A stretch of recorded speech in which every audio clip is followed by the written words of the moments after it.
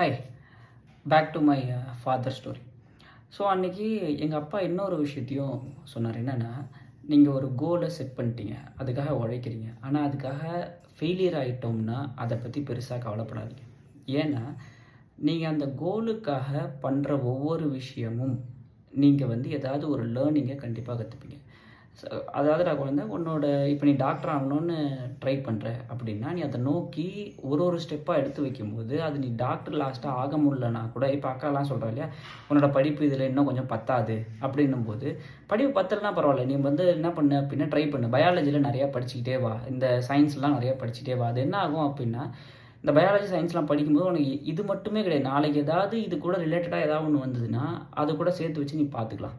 For example நான் என்ன பண்ணேன் அப்படின்னா, சின்ன வயசில் இதில் ஹோட்டலில் ஒர்க் பண்ணிகிட்டு இருந்தேன். ஹோட்டலில் ஒர்க் பண்ண பிறகு கொஞ்ச நாள் கழிச்சு எங்கள் அக்கா வீட்டுக்கு போனால், அங்கே விக்ரவாண்டி அவங்க இருந்தாங்க. அங்கே போய் அவர் என்ன பண்ணார்னா, அந்த ஒரு வாட்ச்மேனாக அவர் ஒர்க் பண்ணியிருந்தார், ஒரு நாகமை காட்டன் மில்னு சொல்லிட்டு. அதில் எனக்கு ஒரு சின்ன போஸ்டிங் தான் வாங்கி கொடுத்தாரு. ஓகேவா? ஸோ அதுலேயே நான் என்ன பண்ணேன், அடுத்த 5-6 வருஷத்தில் நல்ல அந்த மிஷின்ஸ் எப்படி ஒர்க் பண்ணுது, ப்ரொடக்ஷன் எப்படி இன்க்ரீஸ் பண்ணுறதுன்றது அந்த கற்றுக்கிற ஆர்வத்தில் என்ன பண்ணேன்னா, கொஞ்சம் கொஞ்சமாக அந்த மிஷின்ஸை பற்றிலாம் கற்றுக்க ஆரம்பித்தேன். என்னால் ப்ரொடக்ஷன் நிறைய இன்க்ரீஸ் பண்ண ஆரம்பிச்சது.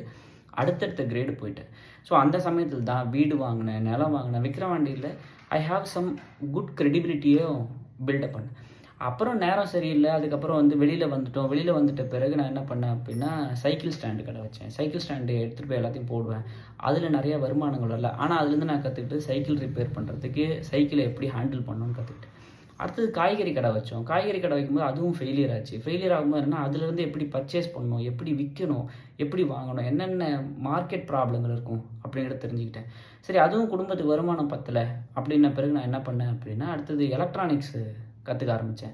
அப்போ ரேடியோ ரிப்பேரிங்கிறது ஒரு நல்ல ஆப்பர்ச்சுனிட்டியாக இருந்தது. அதனால் என்ன பண்ணேன் அப்படின்னா, செமிகண்டக்டர்னா என்ன, டிரான்சிஸ்டர்னா என்ன, அதுக்கப்புறம் ரெசிஸ்டன்ஸு, கெப்பாசிட்டன்ஸு, இதை பற்றி எல்லாத்தையும் தெரிஞ்சுக்கிட்டேன். அதேமாரி வீட்டுக்கு தேவையான எல்லா எலக்ட்ரானிக் ஒயரிங் கொடுக்குறதுலேருந்து எல்லாத்தையும் அப்போ கற்றுக்க ஆரம்பித்தேன்.